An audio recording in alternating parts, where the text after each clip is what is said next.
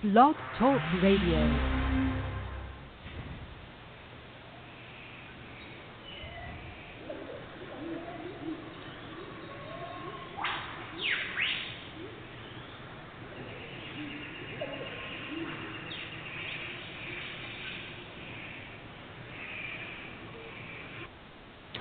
Hello, everyone. I'd like to welcome all of you back to Ohio Exopolitics. I'm your host, Mark Snyder. We are back in the Billy Meyer case this afternoon. And I've stumbled across another one of Billy's writings. It's about a 3-pager that's very profound. It's going to take quite a few readings for me to even begin to wrap my mind around this. But I thought I would share a little bit here at the beginning of the show. It says, the source of the oneness of the universe. And I put the URL where you can find this. The whole universe is a oneness which flows through all things, all existence, and all life. In this oneness, the human being who has distinct needs is also integrated, whereupon the universal oneness also responds when he or she brings his or her words to expression. So let me try to just begin taking part of this apart so we can figure out what's going on here. The whole universe is a oneness.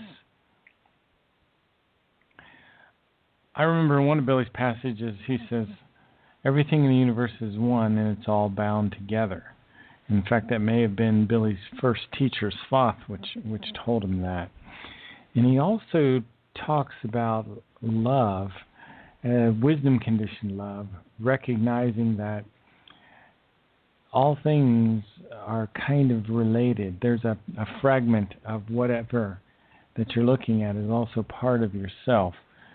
But when it says the whole universe is a oneness which flows through all things, so this oneness must be some kind of energy that's flowing through material, all existence and all life. In the oneness, the human being has distinct needs and is also integrated. So this oneness recognizes your needs and it responds to your expression, your thoughts and your feelings, and they should be positive. They should be neutral positive. Let me continue here.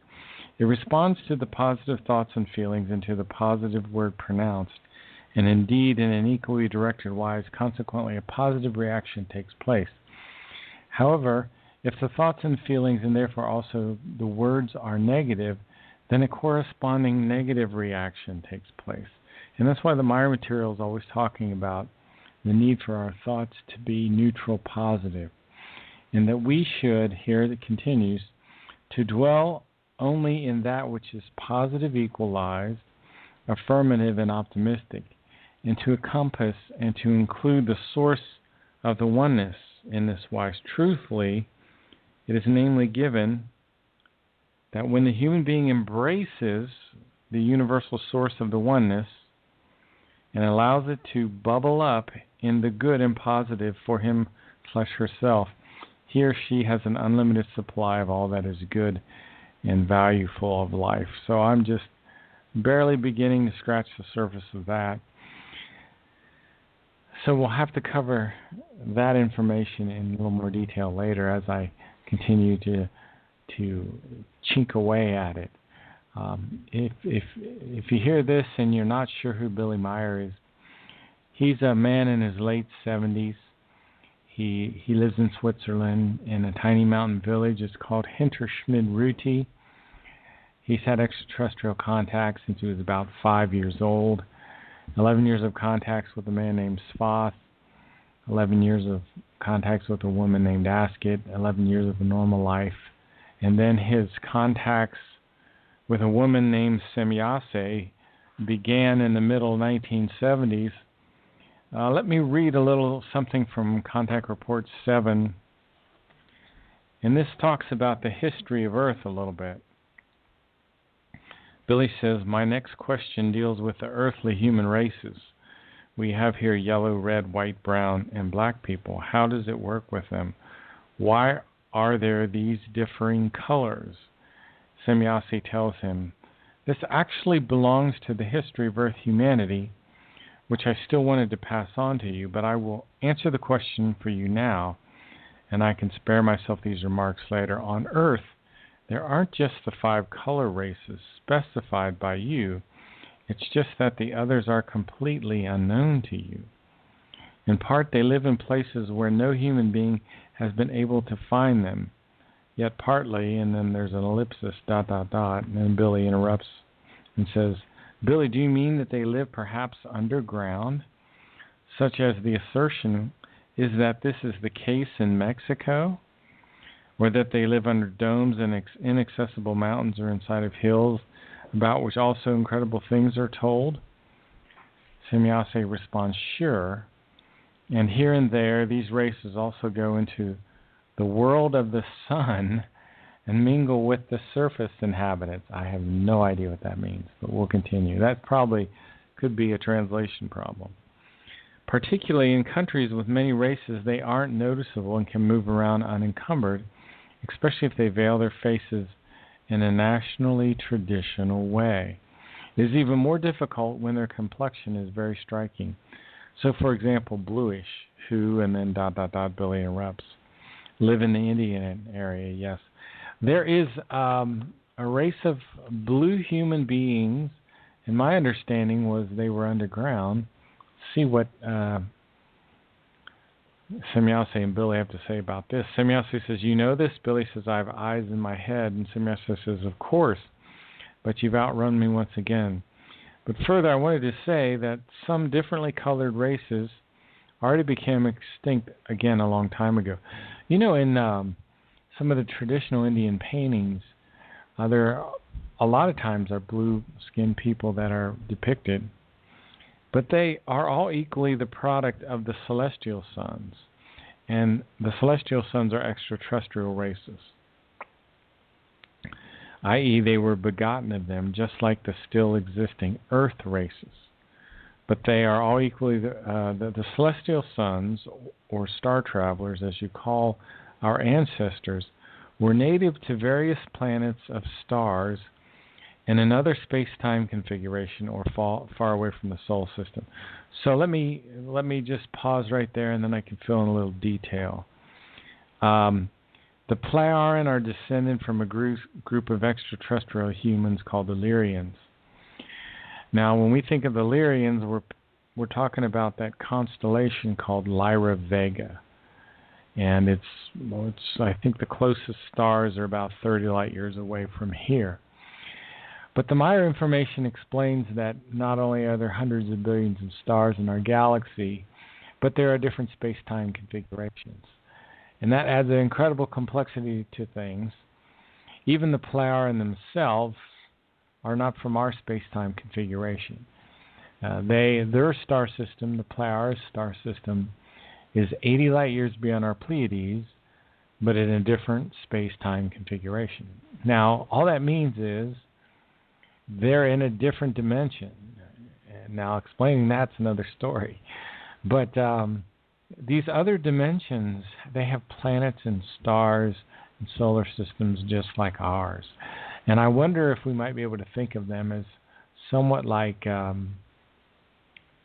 almost like exactly like the time-space we live in, but like a replica. So maybe you could think of it as multiple replicas of our space-time configuration.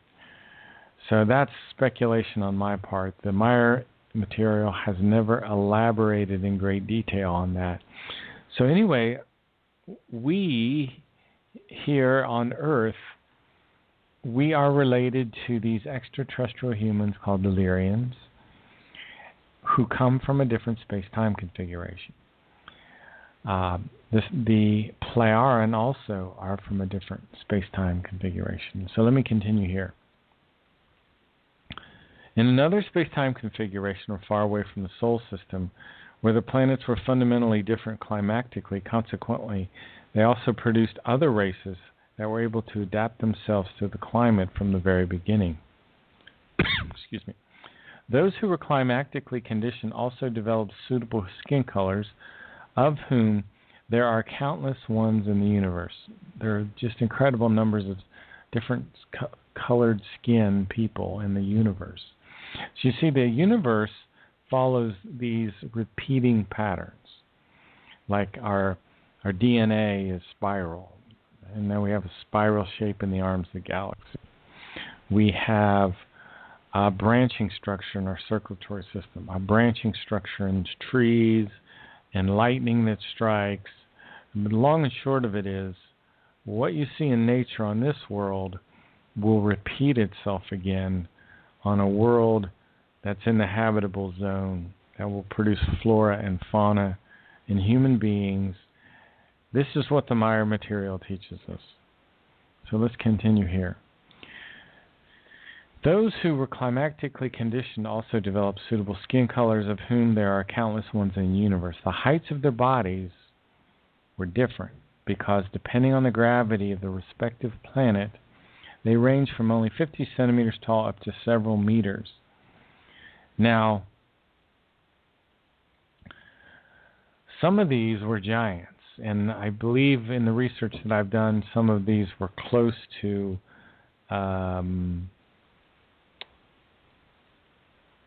35 feet tall, some of these very, very large giants.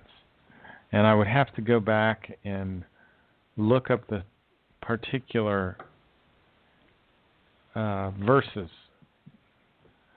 that led me to that. For example, just as a kind of a side note, and I didn't want to get into this soon, but I'll just throw this out here quickly. The Maya material says Noah, who they call Nebuchadnezzar, was actually over 10 feet tall. And he did his whole thing more like 100,000 years ago. So the timing of that flood is much later than what's discussed in our Bible. And let me continue here. They were and even are beings that you call giants, colossi, or titans, and such beings also animated the earth. They are witnessed descendants. They also witnessed descendants here, but they were gradually wiped out because they were usually very malicious and exercised tyranny. Some of these giants were incredibly vicious, and they were killed off just because the smaller, normal-sized people could outnumber them. The different races of today are thus descendants of variously colored ancestors who came from different planets of foreign stars. Then the current peoples of the earth actually weren't solely created on earth. They aren't also descended from the apes. Semyasi says, do you believe then in this ape-human theory? Billy says, I'm not stupid. My intellect tells me something different from the crazy brain of Darwin, who set this shower story in the world and fraudulently substantiated it with the distorted ape bones, which has been concealed and kept secret by the responsible persons up to this day. So Master says, I didn't regard you as stupid. Billy says, I didn't mean it in such a way. It's just a figure of speech to explain what I feel. So Master says, oh, I see. Well, you're right with your view that the people of the earth are not descendants of apes. They were partially begotten by our ancestors, who also mixed themselves with earth beings, who were simply called Evas at the time.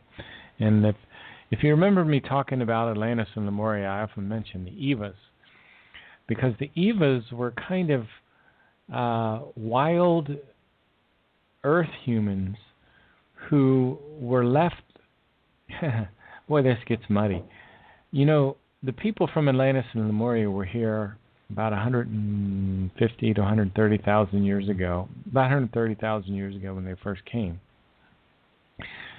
And there had been other extraterrestrial humans who visited the Earth before then. 150,000 years ago, a man named Pelagon brought a whole lot of people with him, and they settled the Earth. And maybe we'll talk a little bit about that again tonight as well. But there were these people here. Every time an extraterrestrial civilization would visit the Earth in the ancient past, build some of these megalithic and monolithic structures like the Great Pyramid, which the Maya material says 73,000 years old, or some of the other structures, advance a race, develop a civilization. They would wipe each other out in a war. I mean, In the case of Atlantis and Lemuria, the Lemurians actually brought an asteroid in and slammed it into the Earth and caused the Great Pole Shift and almost wiped everything out. So every time civilization gets set back to square one, and the people who are kind of struggling to survive, who are the descendants and the children of these higher civilizations, they forget their technology, they forget who they are, and a lot of times they're called the Evas. These are kind of the folks that are left behind. So the Earth has a very complicated, long history of civilizations that go back much, much farther than we understand today. If we had the technology to truly date the stones of the Great Pyramid, and we could learn that it's 73,000 years old with beyond a shadow of a doubt, then we would start to understand that these incredible structures were built by people who had incredible technologies and incredible understanding. There wasn't some kind of trick that people knew 2 or 3 or 4 or 5,000 years ago that we don't know today. That's not how these were built. They were built by people, architects, designed by architects who were just smarter than we are, more advanced than we are. Now, sometimes there was human labor involved, absolutely. I mean, hundreds and thousands of humans that would just labor by hand to do some of this stuff. But the designs and the understanding involved in this was much, much higher than what we have today. And okay, I've gone way off on a tangent. Let me get back to Contact Report 7. Okay, and then Billy explains that Eva means bearer, or the bearing one, or the bearer. And Semyasa says, sure, but once again, you beat me to it. Semyasa asks, how did you know that? I've also have my head for thinking and for combing.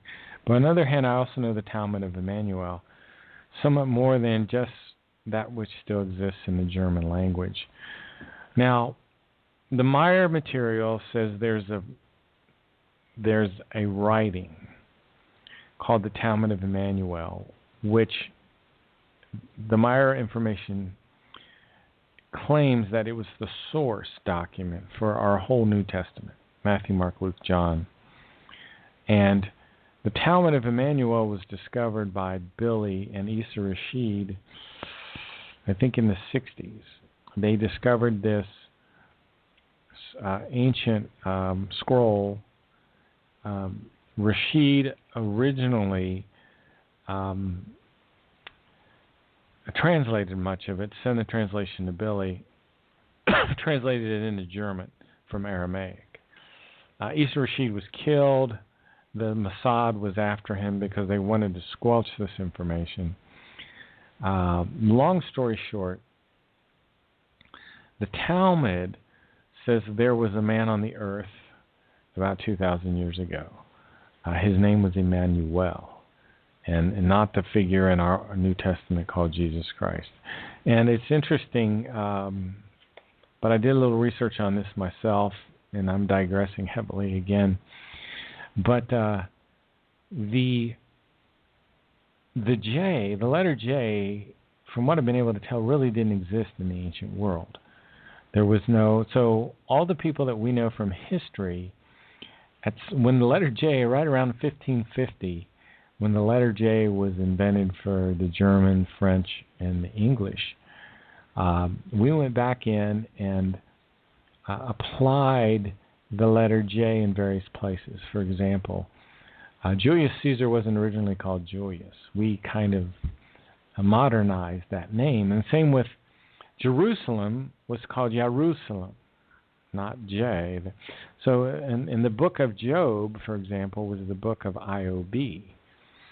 And when it comes to the name Jesus, it's more interesting than that.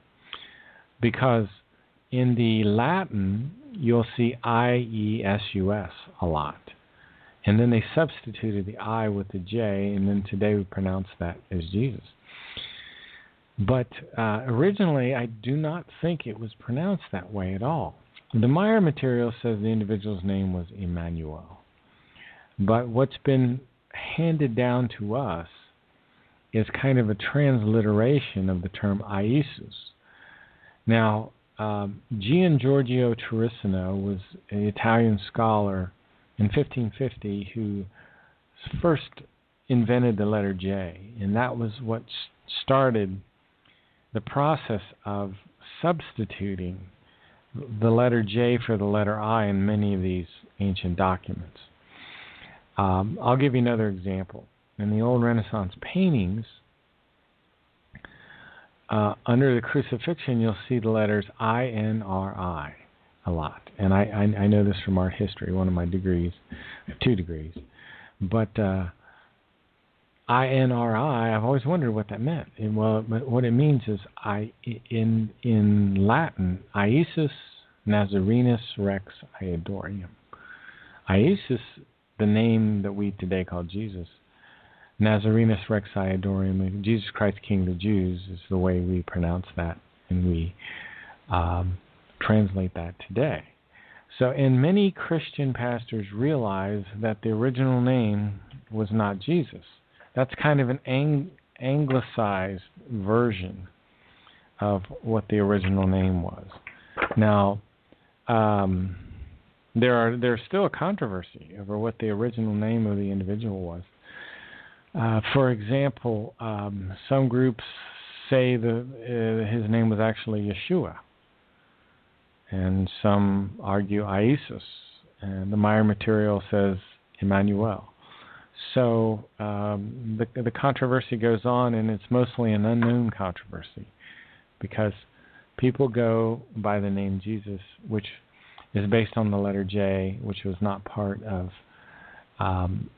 the English language in the ancient world. The English language has gone through a couple recreations, a couple of versions. But in any case, that was the Talmud of Emmanuel. That was a way tangent again. We're talking about ancient Earth history, even more ancient than the stories from the Bible.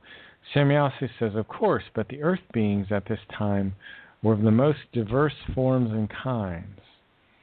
In part, they were completely wild creatures of human-like forms, which had been partly exposed to earlier millennia on Earth by our ancestors, i.e., their descendants. These descendants of the outcasts were abused by foreign space travelers.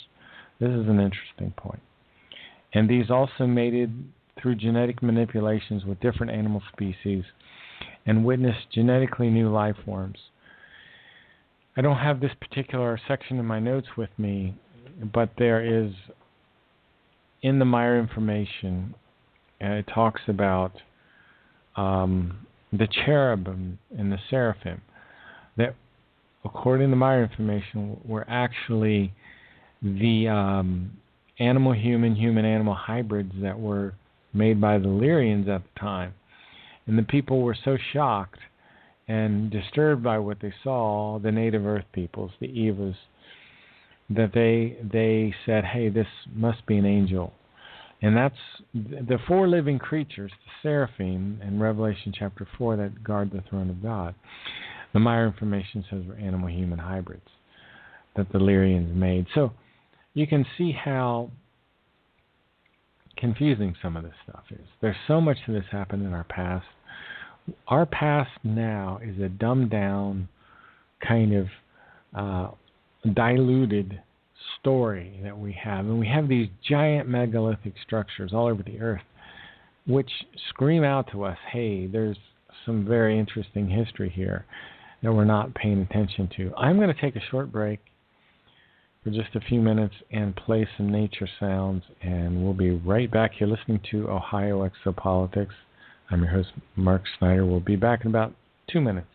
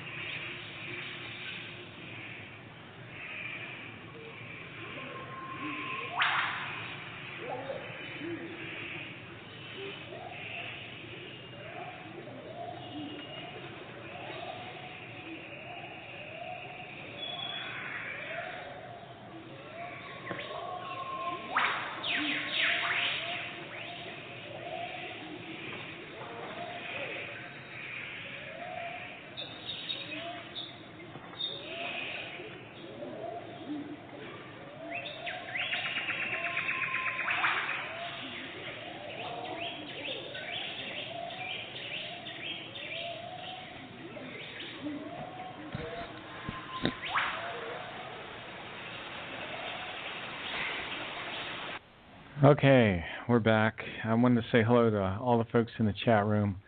I appreciate all the guests we got.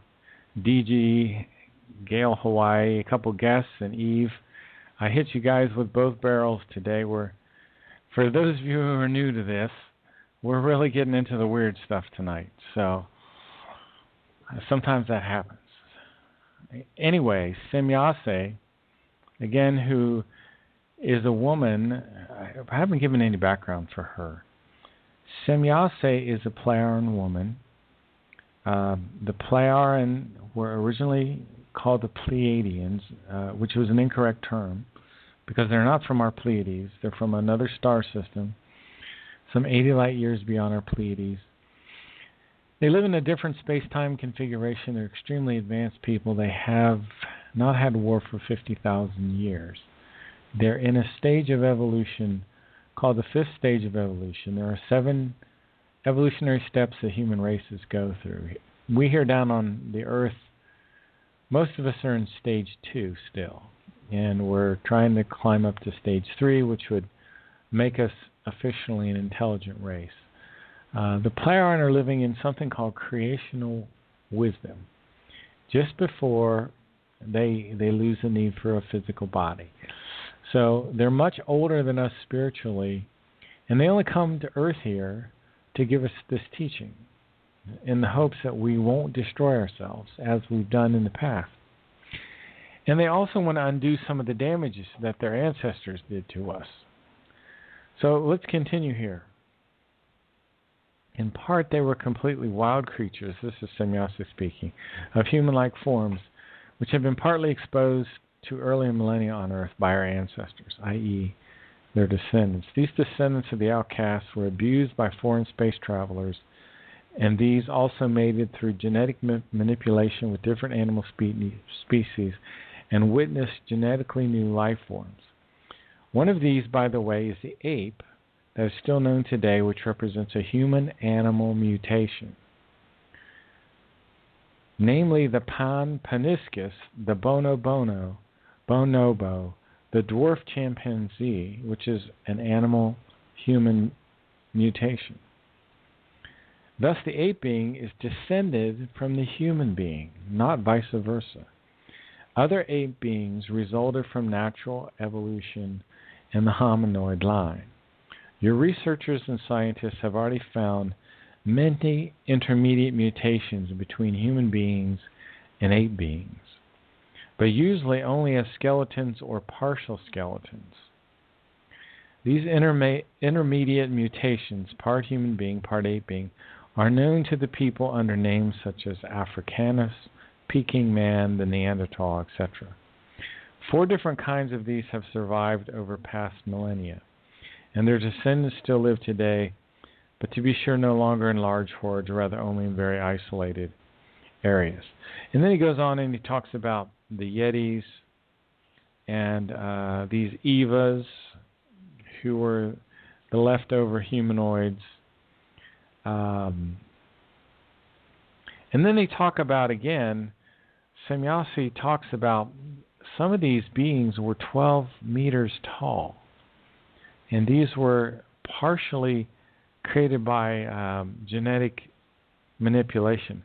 That's around 35 feet tall. In that, okay, let me continue here. Their appearance was also very different. Many of them kinds were only remotely reminiscent to human forms.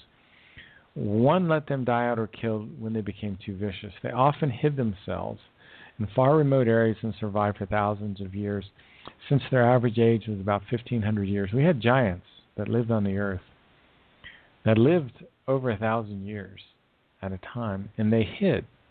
This was, well, let me read here. But the last of the vicious ones whose life was ended by force died a little more than 230,000 years ago. And they go on here and they talk about the Cyclops, the one-eyed giants, the Titans they're called, and the giants that were called Goliath, that were used for the purposes of war, and continue. Anyway, this is Contact Report 7. If you go to the Future Mankind site, you can read this for yourself. It's incredibly long. it talks about a lot of other stuff than what I've just talked about. If you print it out, it'll be about 25 pages long. And that's the way the Meyer information goes. It's just astounding how much information that there really is. I'm going to take us back in time a little bit. I'm going to talk about Svath Asket. I'm going to talk about the Giza intelligences. And I'm not going to play clips. I had some clips. I'll probably save those for Revolution Radio tonight, freedomslips.com. 8 p.m. Eastern, Studio B, if you want to hear more about this crazy stuff. I'm going to be joined by Barbara DeLong, who's another radio show host that has an interest in this material as well. Anyway, let me step us back in time. I started giving the overview a little bit at the beginning of the show because we've gone so far down the rabbit hole that I think you got to come out sometimes and get grounded again. Billy, he's in his late 70s. He lives in this tiny mountain village called Hinterschmidruti, and he's written over 40 books, and he's written thousands of bulletins and contact reports like the ones I just read you. These writings answer all the big questions in life, as you can see. Who are we? Where do we come from? What's happened in our history? What's the purpose of our life? And that's kind of what I want to dial in on now. What is the purpose of our life? Because the Meyer material explains that every human has something called a spirit form. And the spirit form is almost like a tiny fragment of the universal consciousness. There is a universal consciousness. It's not a heavenly Father, as our religions say. It's more of an impersonal spiritual energy. Now, it's impersonal because it really has no personality. It's a superintelligence. It builds universes as a part of its own evolution. Our ancestors called it God. And there were extraterrestrials who came to the earth in ancient times. And they confused these extraterrestrials with the creator of the universe. And sometimes they called these extraterrestrials God. Now, the Meyer material does never use the term God anymore because it's become a term related to this misunderstanding, this confusion. Your spirit form, you could think of as a fragment of this universal consciousness. It creates spirit forms. Why? Because spirit forms help the universal consciousness evolve. And the way they do this is by living many lifetimes. Millions. We live for 40 to 60 million years before we evolve where we don't need a physical body. We reincarnate for 40 to 60 million years. Most human spirits on this earth are only 4 to 5 million years old. Now, we are intentionally, the way the nature does this is at our earlier stages of evolution, 4 to 5 million years, 8 to 12 million years, there are some people on the earth that are 8 to 12 million years old in their spirit forms. They've lived many material lifetimes. Those are the people that were part of these civilizations in the ancient past. But most spirit forms here on the earth are 4 to 5 million years old. Now, your body, of course, we'd only live about 100 years or 80 years, and then we die. And the spirit form comes out of the body, and it goes and it takes the material consciousness with it. And the consciousness goes into an area of the spiritual realm called the overall consciousness block. And in that overall consciousness block, what are processed are your previous life memories, which are turned into their essences. The essence of wisdom or patience or love or hope, all these important things that you learned in this lifetime. And that information is transferred to your spirit, and your spirit is strengthened, and it becomes wiser. So the next time it goes into a material lifetime, it's a little more prepared, and it will evolve. It will continue to slowly evolve up this ladder through these material lifetimes. Now, when the spirit form comes back into the body of the child, it does this at 21 days after the sperm fertilizes the egg, and it brings with it a new material consciousness. But what it retains from the old is the memories of the predecessor personalities. So locked away in your subconscious are the memories of your predecessor personalities.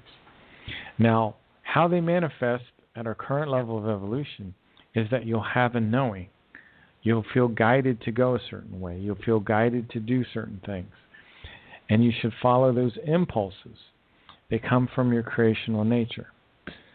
Now, the mentality of the child has to physically grow up again. But again, in the evidence of this subconscious wisdom, one of the evidences I bring forward are the children who are virtuosos that can play instruments incredibly. The reason they can is because that information is subconscious. When you learn to play like that, it's not a conscious thinking, because you practice things so many times that it goes into the subconscious. And that subconscious, those subconscious memories, they manifest. But when we're alive, we'll also be impulsed by our predecessor personalities. We get these impulses, which are like signals. We also get signals from the planetary storage banks and the universal storage banks. Now, Billy, when he was very young, was very, very sensitive to the impulses, the signals that come from the universe, from these universal storage banks. And there's this wonderful writing. It's called How It All Began, when Billy describes how he first experienced the oneness of the universe. And that's why I started the show out talking about the oneness of the universe. The whole universe is a oneness which flows through all things, all existence, and all life. And Billy described it this way. He crawled out of the lower bedroom window. He went outside. It was a warm night in May. Sat on the bench and looked up at a beautiful starry sky. And he said profound things like, my life exists because of the love of creation. And he heard his own voice say, since ancient times, I lived among the stars. And he said incredible things like, the love of creation connects all life, because in all life, that love lies hidden. And he saw those beautiful stars, and he knew his purpose in his life. He was filled with these good memories, and he sensed that there was an invisible light that he called the love of creation. And shortly after that, he started having his first contacts with a man named Sva, who was a 900-year-old extraterrestrial human from the Plejaren race, who eventually landed his ship in Bulak, where Billy was growing up. And Billy would go into the ship, and they would go high above the Earth, and Billy would see the beautiful blue world that we call Earth, and he would see the screens where Svath was watching all these people. It's interesting that we call extraterrestrials the Watchers. And it's not that they're angels, and it's not that they're demons. They're just higher evolved human beings which are watching our evolution. And one of the reasons they had contact with Billy is because they can monitor spirit forms, and they can recognize spirit forms. They have the technology to do that. And they understand that his spirit form incarnates as a teacher. And they've seen it on the earth before. They've seen this same spirit form in this man from Switzerland. Incarnate is Enoch, Elijah, Isaiah, Jeremiah, Emmanuel, who we described earlier, and Muhammad. In each lifetime, it teaches an ancient universal teaching called the teaching of the Spirit that talks about certain creational natural laws. This is not about a Heavenly Father. These are about laws of nature. And these laws of nature deal first with love. And the incredible splendor of nature is the visible expression of the love of creation, because creation radiates love, so that every point in every place you can experience the radiating love of creation. Love is the highest principle in creation, and everything follows that principle in absolute logic, except man, who can turn away. And for that individual that turns away from love, the world will be a very negative place. And we need to live our life according to the law of love, which says live and help live. And love is about a wisdom condition observation. It's called Empfindung in the German, which is a fine, sensitive feeling, because nature radiates this fine, sensitive feeling if you're open to it.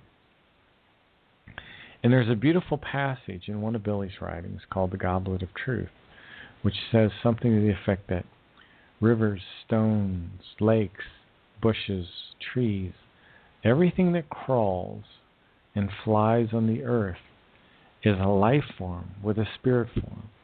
And these spirit forms live many, many lives, and they're connected by these psychic vibrations, by these swinging waves.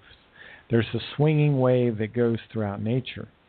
And you can see nature using the swinging wave in the way the birds move together as a unit suddenly, back and forth, because they're all connected. And all people, we don't realize this, are also connected by these swinging electromagnetic waves that come from the spirit form. See, you have a spiritual consciousness. Your spirit form, your gamut, it's called the gamut in the spirit form, controls the thoughts and the feelings of the spiritual consciousness. And they send this electromagnetic wave, this energy, to the psyche. The psyche controls the thoughts and the feelings of your material consciousness. These electromagnetic waves strengthen you, and they will help you in your perceptive ability. So all of nature is an indissoluble web of life. And Semyase described it this way. She said, wisdom and love go together, and the creation and its laws are wisdom and love at the same time. So I talked about at the beginning of the show the source of the oneness of the universe.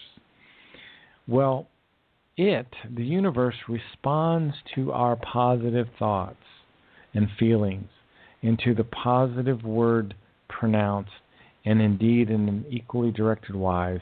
Consequently, a positive reaction takes place. So if you think neutral positive, the source of the oneness of the universe responds in a positive way to that. And that is part of the teaching of the Spirit, is that we have to control our thoughts, because good thoughts lead to good feelings, which lead to good habits and good circumstances in your life. By the same token, bad thoughts will lead to bad feelings. So if you're getting bad feelings, correct your thinking. Boy, I go through a lot of too many bad feelings in the day, so my thoughts are not what they need to be. Take a look at your own. We sow these weeds in our consciousness, and these weeds can grow. And these weeds can lead to all sorts of self-induced miseries, which are completely unnecessary. Because your good thoughts can lead to good feelings, and good circumstances in your life. You are the master of your own destiny. And let me give you a couple quick meditative sentences that will help you when your thoughts are running out of control and you can't bring them back into line. One of them goes this way: I always remain relaxed and thereby gain might over myself. I always remain relaxed and thereby gain might over myself. I always remain relaxed and thereby gain might over myself. And that's what we're trying to do with the might of thoughts.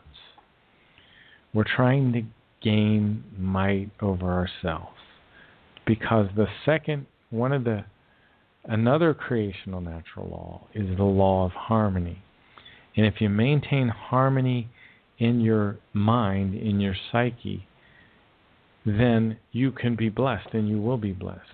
By the same token, if you don't maintain harmony, there will be suffering in your life. Another creational natural law is the law of striving. You have to keep working. You have to keep improving yourself. You have to keep working at your day job or your hobbies or whatever you have at this point in your life. You must continue to strive. That's a creational natural law. You can't be happy unless you're striving. There are no happy, lazy people. At least they're not happy. They may be happy for a little while, but laziness breeds unhappiness. And there are these laws: the law of love, the law of striving, and the law of harmony. And if you live your life with these laws, you'll have great peace. If your thoughts get out of control, use the meditative sentences. Here's another one. Everything is achievable for me. I master whatever I accomplish. Everything is achievable for me. I master whatever I accomplish. Everything is achievable for me. I master whatever I accomplish. You see, what you're doing by saying those words over and over again, you're bringing not only your conscious thoughts into control, but your subconscious thoughts and your unconscious thoughts. Because we actually have unconscious thoughts and subconscious thoughts, and those actually can cause wreak havoc in our lives as well. So these are just some of the teaching, the spiritual teachings in the Meyer case. I wanted to kind of go over those very, very quickly. We were talking about the dwarfs, 50-centimeter people, and some of the giants that lived on the earth in the ancient past. Well, let me reel back time about 115,000 years ago. The earth was very different. The North Pole was actually a very warm place. There was, I think, a mantle over our earth, or a firmament it's sometimes called, a cloud covering. There was something that allowed our planet to absorb warmth in a different way. And we weren't tilted on the axis the same way we are now. The area of Florida was actually in the North Polar regions.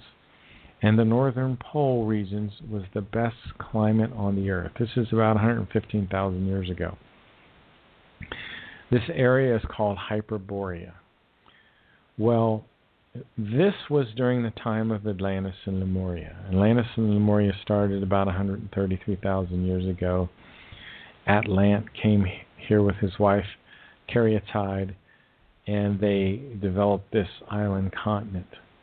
They built these beautiful structures on this large island that existed somewhere between South America and Europe in that area. And a very advanced culture came into existence. Many of these people were from nearby stars, and the city of Lemuria, or Mu, was built in the area that is now a desert, Gobi Desert. And these two groups decided to live apart to avoid war.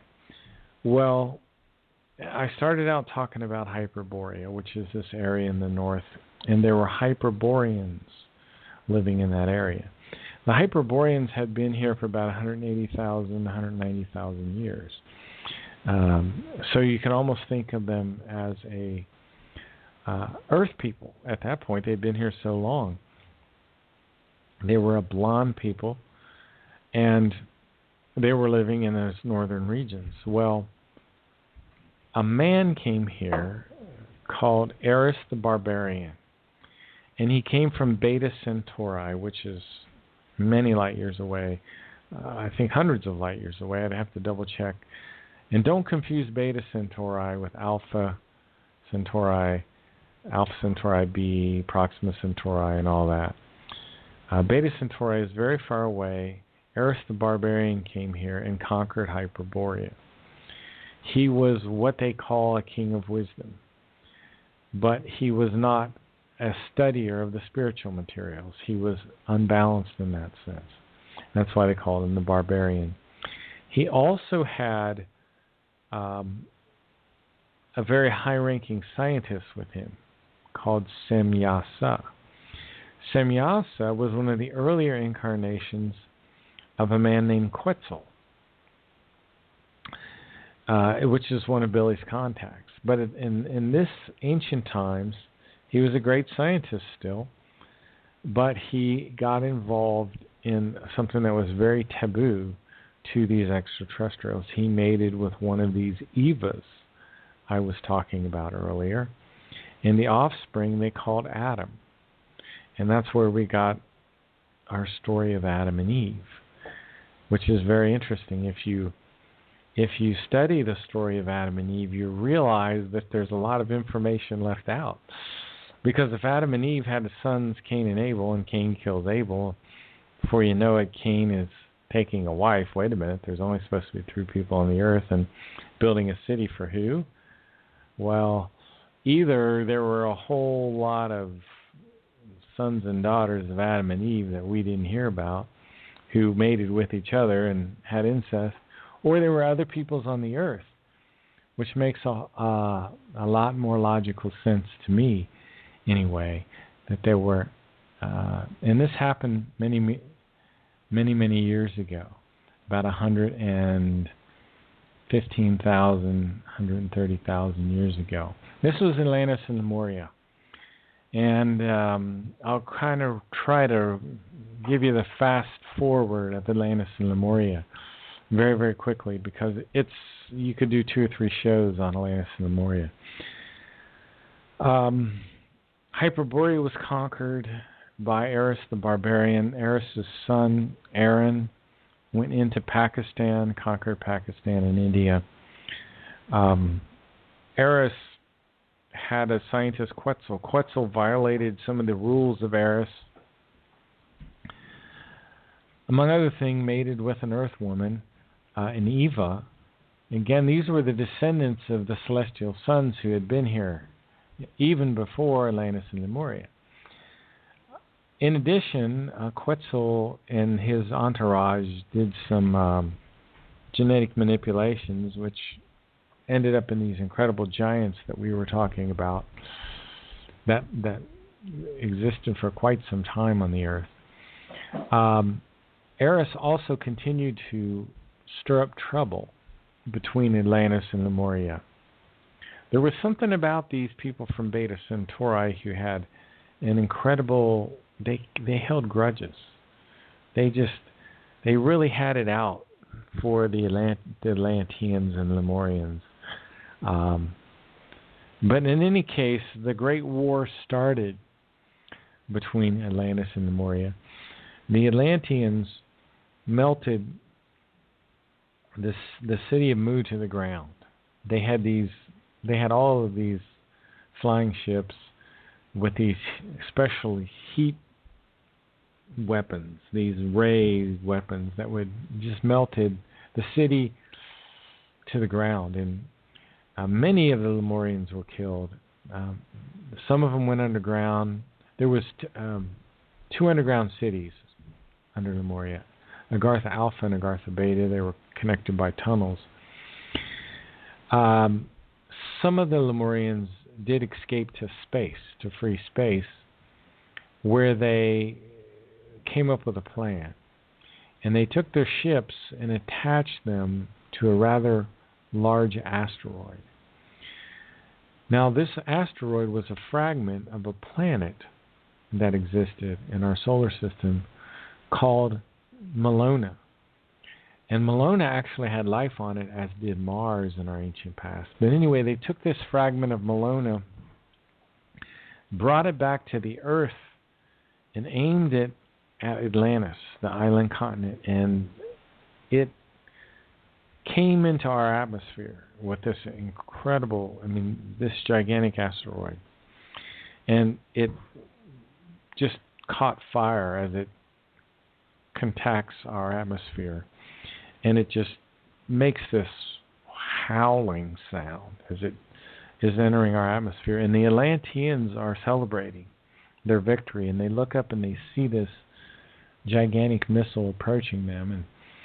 And it gets to a certain height in our atmosphere. And it just explodes into many, many pieces. And these fireballs go everywhere.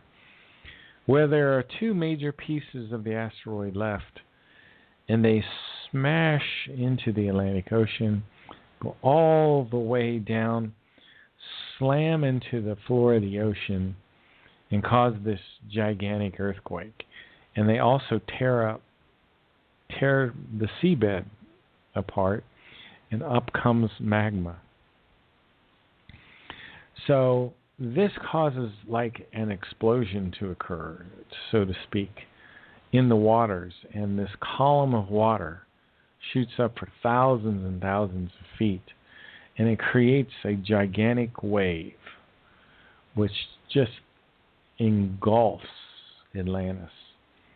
And Atlantis had a capital which was shaped like a starship. It had a dome over it. It was completely crushed. And everyone in Atlantis was destroyed. Now, the interesting bit of this story is that the Atlanteans are still here, because all those people that died have reincarnated here on the earth at later times. Because the planet that you die on is the planet that you reincarnate on. So, anyway, we'll continue this story on Revolution Radio at about 8 p.m. Eastern, freedomslips.com. You've been listening to Ohio Exopolitics. I'm your host, Mark Snyder. We'll talk to you soon. Have a good evening.